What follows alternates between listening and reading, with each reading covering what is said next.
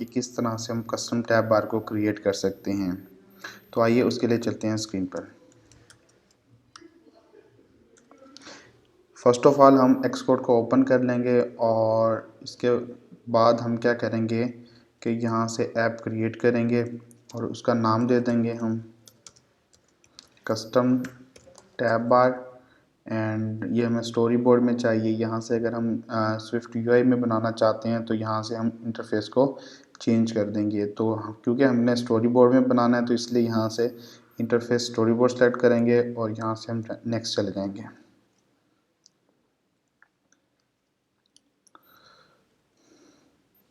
तो ये हमारा प्रोजेक्ट क्रिएट हो गया है और ये हमारा मेन इंटरफेस आ गया जिस पर हमने अपनी ऐप को डिज़ाइन करना है।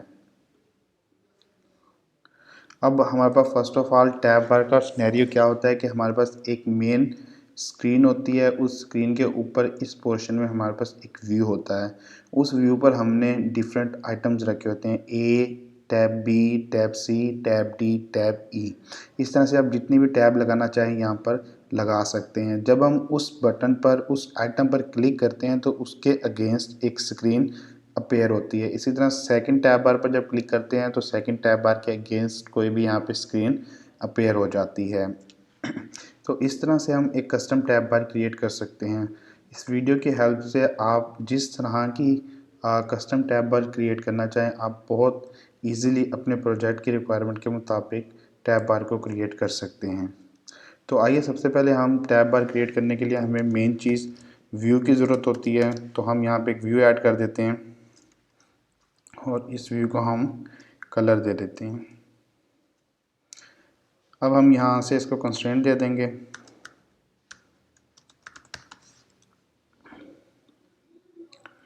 और ये हमारा इसने चारों एरियाज को 0 0 पोजीशन से कवर कर लिया है। अब हमारे पास यहाँ पे ये टॉप से और बॉटम से कुछ स्पेसिंग बच गई है।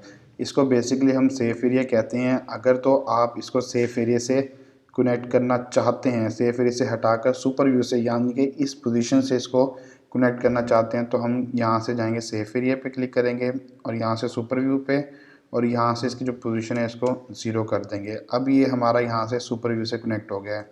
इसी तरह सेम हम बॉटम के लिए करेंगे, सेफ एरिया से हटा के इसको यहाँ से सुपर व्यू से कनेक्ट कर देंगे और यहाँ से इसको कंस्ट्रेंट दे देंगे 0 पोजीशन से। तो ये हमारा मेन व्यू क्रिएट हो चुका है जिस पे जब हम बटन पर क्लिक करेंगे तो डिफरेंट स्क्रीन अपेयर्स होंगी। तो इसको एक बार रन करके हम चेक कर लेते हैं।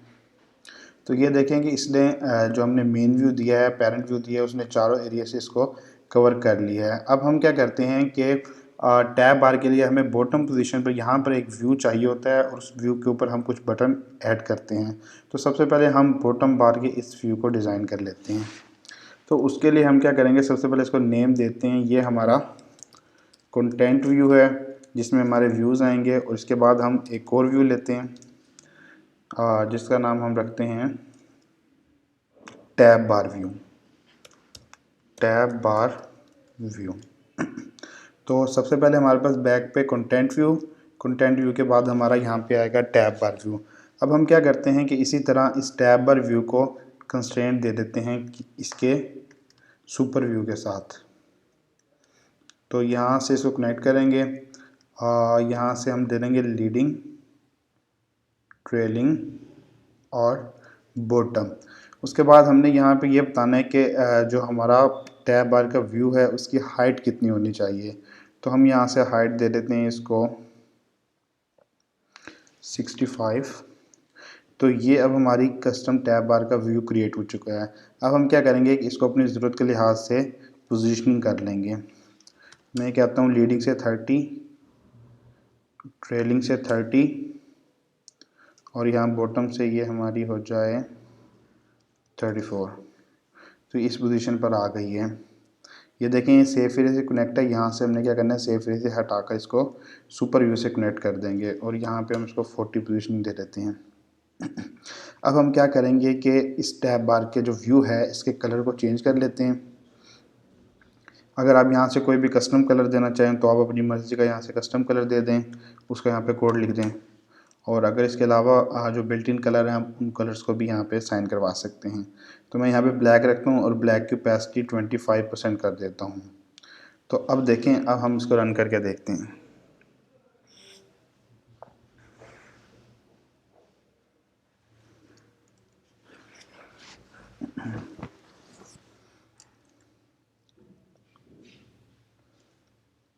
जब तक हमारा प्रोजेक्ट रन होता है उससे तब तक हम कुछ बेसिक सेटिंग्स कर लेते हैं। तो ये देखें कि ये हमारा मेन व्यू आ गया है। मेन व्यू के ऊपर हमारा ये बॉटम व्यू आ गया। अब हम क्या करते हैं कि इस बॉटम व्यू को कुछ डिज़ाइन कर लेते हैं अपनी ज़रूरत के लिहाज से। तो हम यहाँ पे क्या करते हैं कि असिस्टेंट में जाते हैं और यहाँ पे जो हमारा कोडिंग एरिया होता है उसमें हम क्या करते हैं, इस व्यू का आईपी आउटलेट बना लेते हैं। इसका नाम हम देते हैं व्यू फॉर टैब।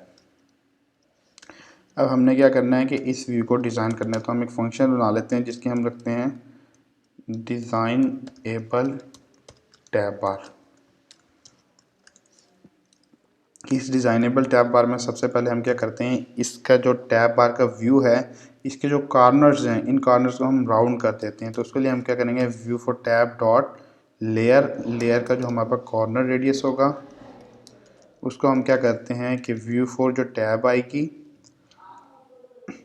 उसका फ्रेम का जो साइज़ होगा उसकी जो हाइट होगी उसको डिवाइडेड बाय हम 2 कर देंगे। 2 करने से हमारे पास जो इसके कॉर्नर्स हैं उनको मुकम्मल तौर पर राउंड कर देगा। तो देखिए अब हम इसको चेक कर लेते हैं रन करके। जी, तो ये देखें कि अब हमारी टैब बार का जो मेन टैब बार का व्यू है वो यहाँ पे डिज़ाइन हो चुका है। अब हमने क्या करना है कि इस टैब बार के व्यू पर कस्टम आइटम्स रखेंगे ताकि हमें पता चले कि हमारे पास यहाँ पे कौन कौन सी कैटेगरी मौजूद हैं। तो हम क्या करते हैं कि यहाँ पे एक होम का रख लेते हैं, उसके बाद एक सर्च का रख लेंगे और एक कैमरे का रख लेंगे और इसके साथ साथ एक यूज़र की प्रोफाइल का रख लेंगे। तो हम 4 आइटम अपनी कस्टम बार के अंदर यहाँ पे रख लेते हैं। तो उसके लिए हम क्या करेंगे, हम एक और व्यू लेंगे, उस व्यू को यहाँ टैब बार के अंदर रख देंगे। अब हमारा जो टैब बार है ये पेरेंट होगा और उसके अंदर जो हमारे पास फर्स्ट टैब है वो उसकी चाइल्ड होगी।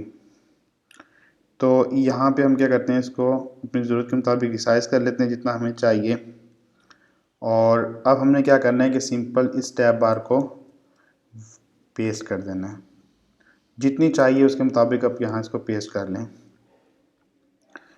ये हमारे पास एक आ गई, ये सेकंड और ये हमारी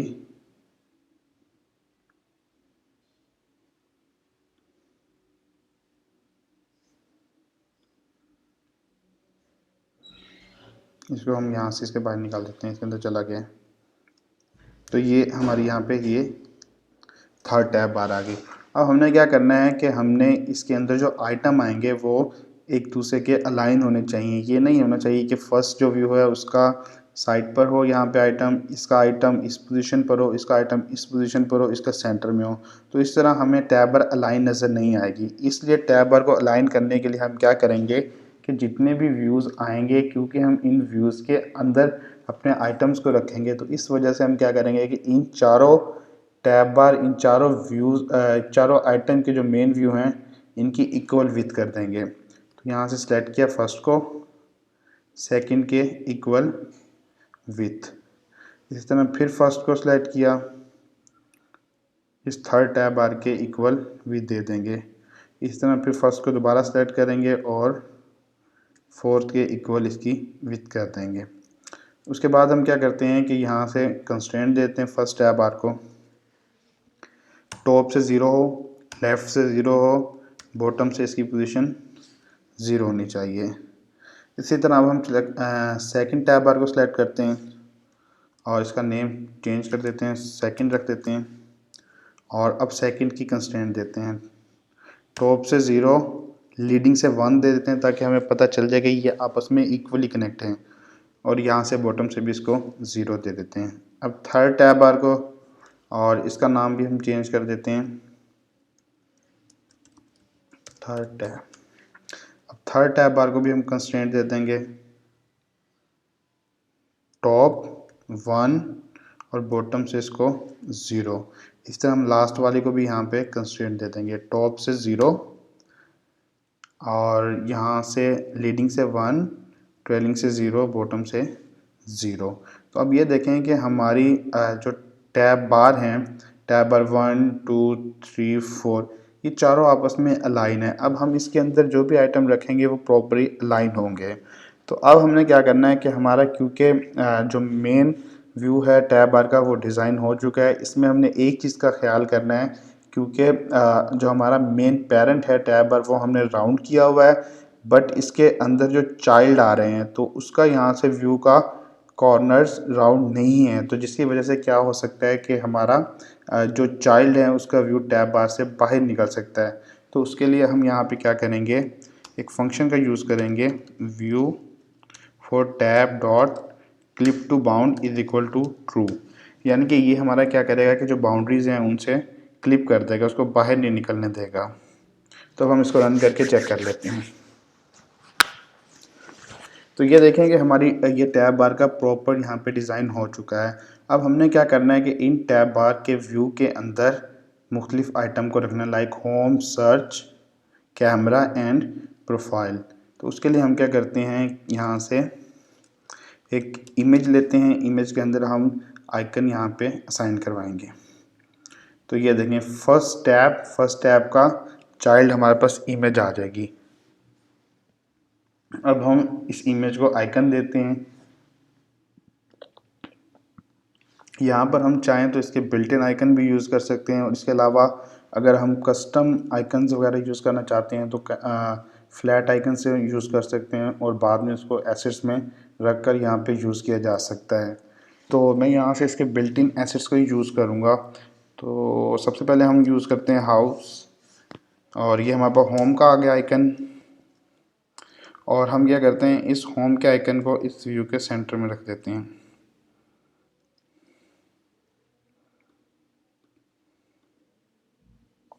तो ये देखें कि हमारे जो टैब बार है उसका फर्स्ट आइटम हमने यहाँ से रख दिया है। इसी तरह हम क्या करेंगे कि इस इमेज को कॉपी करेंगे, सेकंड टैब बार में आएंगे यहाँ पेस्ट कर देंगे, फिर थर्ड में आएंगे यहाँ पे, फोर में आएंगे यहाँ पे पेस्ट कर देंगे। इसको सेकंड टैब बार का चाइल्ड बना देते हैं और इसको थर्ड टैब बार का चाइल्ड बना देते हैं और इसको फोर्थ टैब बार का चाइल्ड बना देते हैं। तो अब ये देखें कि हमारे जो आइकन्स हैं वो कम्प्लीटली सेंटर हैं, बिल्कुल एक दूसरे से अलाइन है। अब हम क्या करेंगे कि जस्ट इसके आइकन्स को चेंज कर देंगे। उससे पहले हमने क्या करना है कि इनको भी सेंटर लाइन करना है। तो उसके लिए हम क्या करेंगे, यहाँ से सेंटर हॉरिजॉन्टल वर्टिकल, सेम इसी तरह हॉरिजॉन्टल वर्टिकल, और इसी तरह यहाँ से इसको भी हॉरिजॉन्टल और वर्टिकल इन सेंटर कर देना है। अब यहाँ से जस्ट हम इन आइटम्स के आइकन्स को चेंज कर लेते हैं। सेकंड वाला हमारा सर्च क्या है, तो इसलिए यहाँ पे हम सर्च आइकन लगाएंगे, और थर्ड वन हमारा कैमरा है तो यहाँ पे हम कैमरे का आइकन लगा देंगे, और फोर्थ वन हमारा यूज़र का है तो इसलिए हम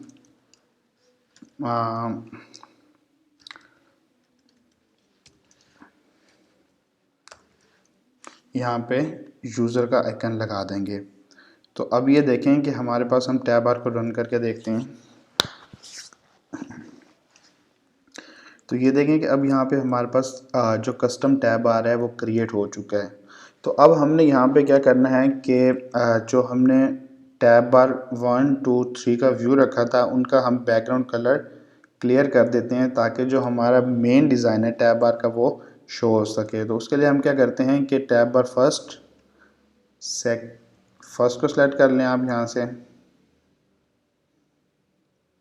देन हम यहाँ सेकंड, थर्ड एंड फोर्थ को सिलेक्ट कर लेते हैं और यहाँ से हम जाते हैं बैकग्राउंड कलर में और इनको क्लियर कर देते हैं।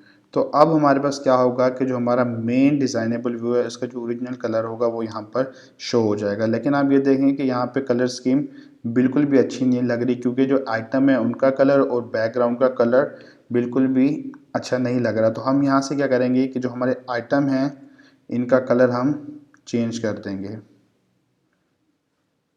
First, second, third, fourth. अब हमने क्या करना है, इन सबको सिलेक्ट करना है यहाँ से। इसके बाद हमने टिंट कलर में जाना है और यहाँ से हम इसको वाइट कलर असाइन कर देंगे। तो अब हम इसको रन करके देखते हैं। तो देखें कि अब हमारे पास ये जो टैब बार का बॉटम व्यू है ये बहुत ही ज़बरदस्त लग रहा है। तो इसमें एक चीज़ हम और अलाइन कर देते हैं, क्योंकि हमारे आइटम जो हैं टैब बार के उनका कलर वाइट है, बट जो ऊपर स्टेटस बार आ रही है, स्टेटस बार में जो डाटा शो हो रहा है उसका कलर हमारे पास ब्लैक है। तो हम इस कलर को भी वाइट कर देते हैं ताकि हमारा जो पूरा डिज़ाइन है उसमें एक सिमेट्री रहे, वो एक जैसा रहे। तो उसके लिए हम क्या करते हैं कि हमें एक फंक्शन को कॉल करना होगा, status preferred status bar style, और स्टेटस बार स्टाइल हम क्या कर देते हैं डॉट लाइट कंटेंट कर देते हैं। और अब हम प्रोजेक्ट को रन करते हैं अपने। तो देखें अब हमारे आइटम्स हैं इनका कलर भी वाइट है, और जो टैब बार के जो यहाँ पे डाटा शो हो रहा है उसका भी कलर वाइट है। तो अब हमारे पूरे प्रोजेक्ट में एक सिमेट्री नज़र आ रही है, एक जैसा नज़र आ रहा है। तो ये बेसिकली हमारी टैब बार का कस्टम डिज़ाइन था। हमने अपनी ज़रूरत के लिहाज से अपनी टैब बार को डिज़ाइन कर लिया है। अब हम क्या करते हैं कि अब हमने इन टैब बार पे एक्शन लगाना है। लाइक जैसे होम पर क्लिक करें तो होम के अगेंस्ट जो स्क्रीन है वो यहाँ पर शो हो। इसी तरह जब सर्च पर क्लिक करें तो सर्च के अगेंस्ट जो है आपके पास स्क्रीन वो शो हो। और इसी तरह जब कैमरे पे क्लिक करें तो कैमरे के अगेंस्ट जो स्क्रीन है वो यहाँ पर शो हो। और जो यूज़र है, जो आपकी प्रोफाइल है, प्रोफाइल पर जब क्लिक करें तो यहाँ पर प्रोफाइल के अगेंस्ट जो भी स्क्रीन है वो यहाँ पर शो हो। तो उसके लिए हमें क्या करना पड़ेगा कि इन बटन्स पर, इन व्यूज़ पर हमें एक्शन लगाना पड़ेगा। एक्शन लगाने के लिए हम क्या यूज़ करते हैं, यहाँ पे बटन का यूज़ करते हैं। तो बटन हम लगाएंगे यहाँ पे, देखिए फर्स्ट पे बटन, इसको हम कंस्ट्रेंट दे देंगे 0 पोजीशनिंग से, और इसका नेम हम यहाँ से रिमूव कर देंगे। अब यही सेम कॉपी करेंगे बटन को, और सेकंड टैब बार को सिलेक्ट करेंगे, वहाँ इसको रख देंगे। इसी तरह थर्ड को सिलेक्ट करेंगे वहाँ पे, और फोर्थ को सिलेक्ट करेंगे वहाँ पे बटन रख देंगे। अब आपने क्या करना है, जिस तरह फर्स्ट को कंस्ट्रेंट दी इसी तरह सेकंड की कंस्ट्रेंट दे देंगे, और इसी तरह थर्ड वन की कंस्ट्रेंट दे देंगे,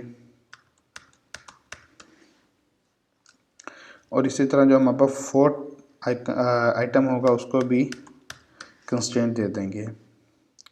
तो अब हमारे बटन लग चुके हैं। अब इन बटन पर हमने एक्शन परफॉर्म करवाने हैं। तो उससे पहले हम यहाँ पे ये चेक करेंगे कि हम जब होम पर क्लिक करते हैं तो क्या वो उसके अगेंस्ट जस्ट होम को ही क्लिक करता है या वो किसी और को यहाँ पे क्लिक करता है। तो उसके लिए हम क्या करेंगे कि यहाँ पर एक IB एक्शन बना लेंगे। तो यहाँ पे हम बनाते हैं IB action on click tab bar. तो ये देखें कि अब हमारे पास यहाँ पे टैब बार क्रिएट हो गई है। तो अब हम अगर इसको प्रिंट करते हैं तो यहाँ पर हमारे पास हेलो प्रिंट करवा दें।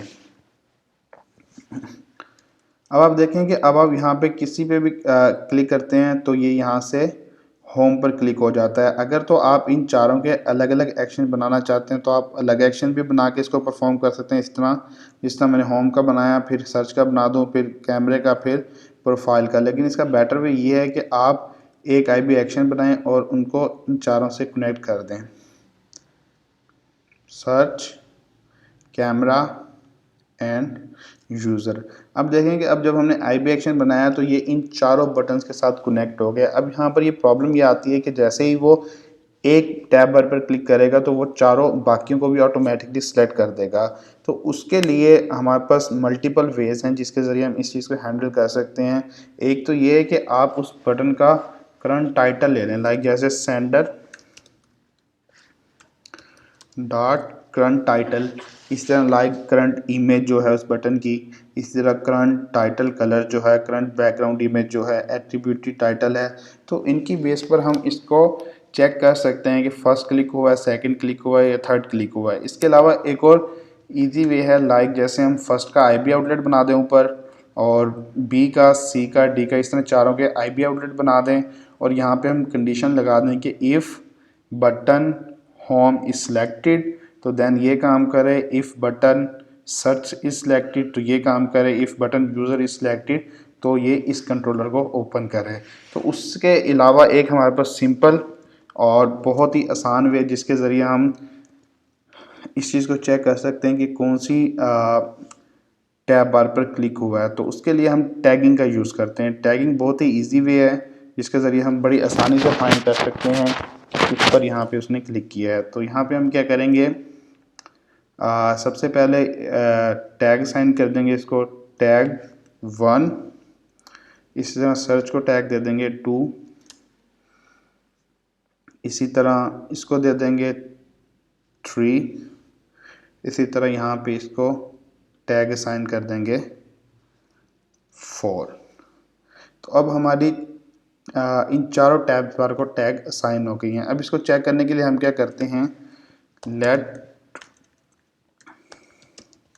Tag is equal to sender, यानी कि क्लिक हुआ और उसकी जो हमारे पास टैग आई।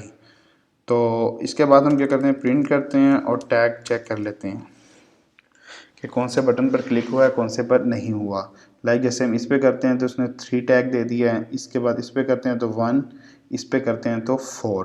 इसके लिए अब हम क्या करते हैं कि कंडीशन का यूज़ कर लेते हैं, if tag is equal to 1 हो तो होम कंट्रोलर, एज इफ़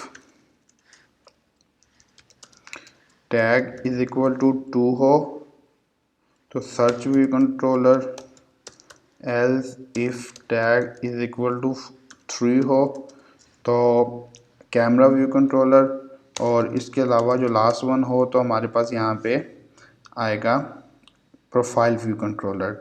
इस तरह यहाँ पे प्रिंट करवा के अलग अलग कंडीशन को चेक कर सकते हैं। अब हमने क्या करना है कि अब हमने एक्शन भी बना लिए हैं, डिज़ाइन भी कर लिया टैब बार को। अब हमने वो 4 कंट्रोलर क्रिएट करने हैं जो इन पे क्लिक करने के बाद जहाँ पर वो जाए। तो उसके लिए हम क्या करते हैं कि व्यू कंट्रोलर लेते हैं, उसको यहाँ पे रख लेते हैं।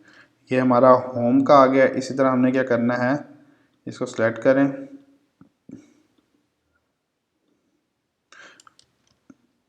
और हम इसको 1 2 3 4 टाइम कॉपी कर लेते हैं। ये सेकंड और ये थर्ड वन और ये हमारा फोर्थ वन आ गया। तो ये हमारे 4 इसके व्यू कंट्रोलर बन गए हैं। इसकी हमें ज़रूरत नहीं है क्योंकि हमें 4 चाहिए, बाकी हम डिलीट कर देते हैं। तो अब हम क्या करते हैं कि हमने व्यू कंट्रोलर बना लिए हैं। अब व्यू कंट्रोलर को हम उनकी क्लासेस को असाइन करवा देंगे। तो क्लासेस असाइन करवाने के लिए हम क्या करेंगे, कोको टच क्लास में जाएंगे और यहाँ से सबसे पहले होम व्यू कंट्रोलर की क्लास क्रिएट करेंगे और यहाँ से उसको नेक्स्ट कर देंगे। तो ये हमारे प्रोजेक्ट में होम व्यू कंट्रोलर की क्लास आ जाएगी।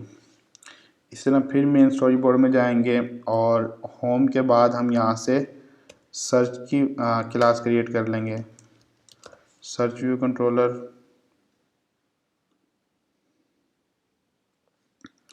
और इसी तरह हमारा थर्ड वन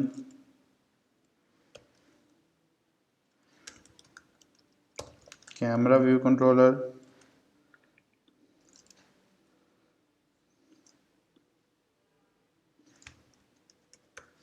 और उसके बाद फोर्थ वन हमारा profile view controller.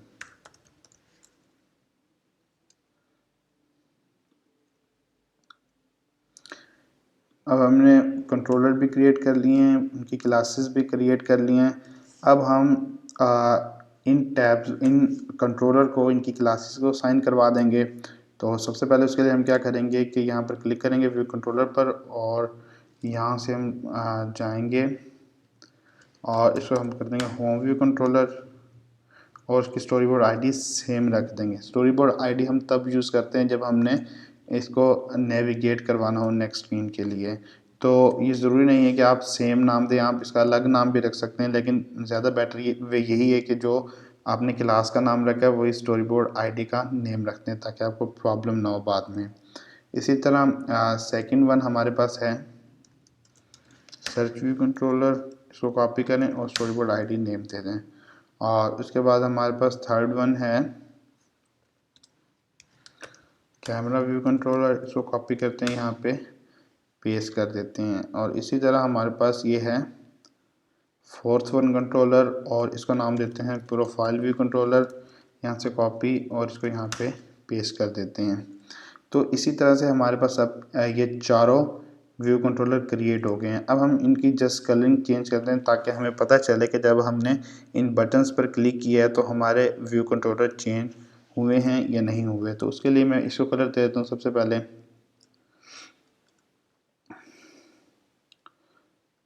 System Indigo colour, और इसी तरह इसको भी कलर दे देते हैं। और इसके बाद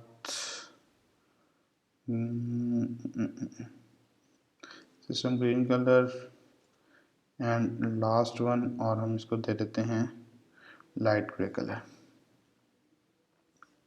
अब हमने क्या करना है कि जब इस पर क्लिक हो तो ये वाला कंट्रोलर पर चला जाए, मीन्स कि जब सेंडर 1 पर क्लिक हो तो ये नेविगेट कर जाए।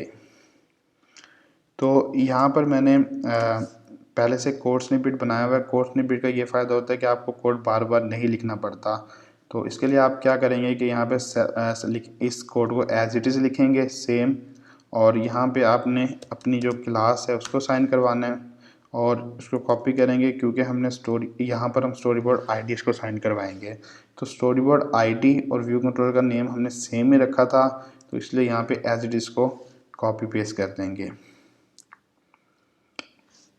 अब हमने क्या करना है कि जैसे ही इस बटन पर क्लिक हो, यानी कि फर्स्ट टैग पर क्लिक हो, तो क्या हो कि जो हमारा जो कंटेंट व्यू है, यानी कि हमारा जो मेन व्यू है, पेरेंट व्यू है, उस पर हमारा ये वाला कंट्रोलर ऐड हो जाए। तो सबसे पहले हम उसके लिए क्या करेंगे, इसका एक आईपी आउटलेट क्रिएट कर लेंगे, जिसका नाम देते हैं हम कंटेंट व्यू। और इस कंटेंट व्यू पर हमारा क्या होगा, कंटेंट व्यू पर ऐड हो जाएगा सब व्यू। सब व्यू किस चीज़ का होगा, यहाँ पे होम का, और इस होम को होम कंट्रोलर का जो व्यू होगा वो कंटेंट व्यू पर यहाँ से ऐड हो जाएगा।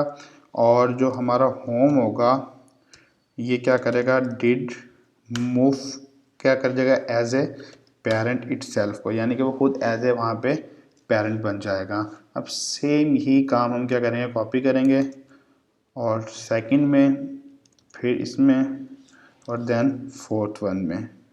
सेकंड हमारा सर्च व्यू कंट्रोलर है, इसको copy as it is paste search, इसका नेम चेंज यहाँ से कॉपी कर लेंगे और यहाँ पे पेस्ट, और यहाँ पे इसको पेस्ट कर देंगे। इसी तरह हम यहाँ पे थर्ड वन पे भी यूज़ कर लेंगे कैमरा व्यू कंट्रोलर, इसको कॉपी, इसको यहाँ पे हम पेस्ट कर देंगे। इसका नेम हम चेंज कर लेंगे, यहाँ से कॉपी इसको करेंगे, यहाँ पे पेस्ट, और यहाँ पे भी इसको पेस्ट कर लेंगे। इस तरह लास्ट वन हमारा प्रोफाइल व्यू कंट्रोलर, इसको कॉपी, और स्टोरी बोर्ड आईडी सेम थी, इसको पेस्ट कर देंगे। इसका नेम हम यहाँ से चेंज कर देंगे, इसको कॉपी और यहाँ पे पेस्ट, और यहाँ पे इसको पेस्ट कर देंगे। तो अब हम अपने प्रोजेक्ट को रन करके देखते हैं। तो देखें, सबसे पहले हमारे पास जैसे लोड हुआ, जो हमारा मेन व्यू था वो आ गया है। अब हम क्या करते हैं कि इसके फर्स्ट पे क्लिक करते हैं। तो फर्स्ट पे हमारे पास जो हमारा होम था, होम व्यू कंट्रोलर आ गया है। सेकंड पर क्लिक किया तो हमारे पास सर्च कंट्रोलर आ गया है। इस तरह थर्ड वन पर क्लिक करेंगे तो हमारा यहाँ पे कैमरा व्यू कंट्रोलर आ जाएगा। इसी तरह हम अगर फोर्थ वन पर क्लिक करेंगे तो यहाँ पे हमारे पास प्रोफाइल व्यू कंट्रोलर आ जाएगा। लेकिन यहाँ पे आपने नोट किया होगा कि जैसे ही हमारा व्यू लोड होता है तो हमारे पास यहाँ पे होम कंट्रोलर आना चाहिए, ना कि हमारे पास ये वाला व्यू कंट्रोलर आना चाहिए। तो उसके लिए हम क्या करेंगे कि जो काम हमने यहाँ पर किया है इसको कॉपी करेंगे एज इट इज़ और यहाँ पे जाके इसको पेस्ट कर देंगे। तो जैसे ही हमारा व्यू डिड लोड होगा तो सबसे पहले हमें यहाँ पर हमारा होम व्यू कंट्रोलर मिलेगा। उसके बाद सेकंड वन सर्च कैमरा और थर्ड वन पे ये और फर्स्ट वन पे फिर से हमारा ये वाला व्यू कंट्रोलर आ जाएगा। तो अब यहाँ पर एक छोटा सा जो इशू आता है वो मैं आपको बताता चलूँ। उससे पहले हम यहाँ पे कोड को थोड़ा सा शॉर्ट कर लेते हैं। फंक्शन होम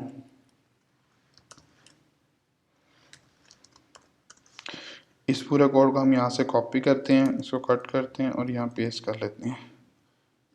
कॉपी पेस्ट और इसको भी यहाँ से हटा देते हैं, इसकी भी हमें ज़रूरत नहीं है। तो ये अब हमारा प्रॉपरली वर्क करेगा।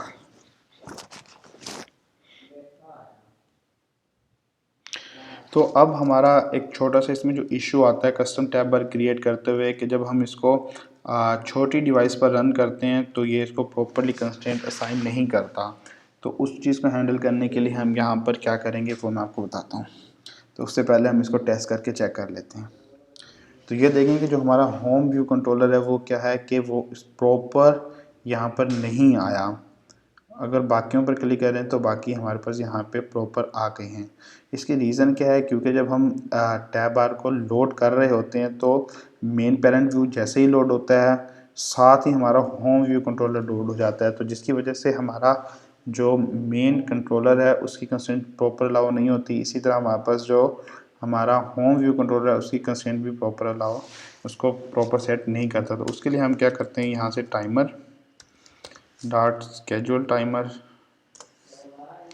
0.1 का डिले दे देते हैं और उसके बाद हम यहाँ पे इसको फॉल्स कर देते हैं, हमने इसको नहीं चलाना। और यहाँ पे हम इसको यहाँ पे टाइमर अलाउ करवा देते हैं और इस टाइमर में हम इस फंक्शन को कॉल कर लेते हैं।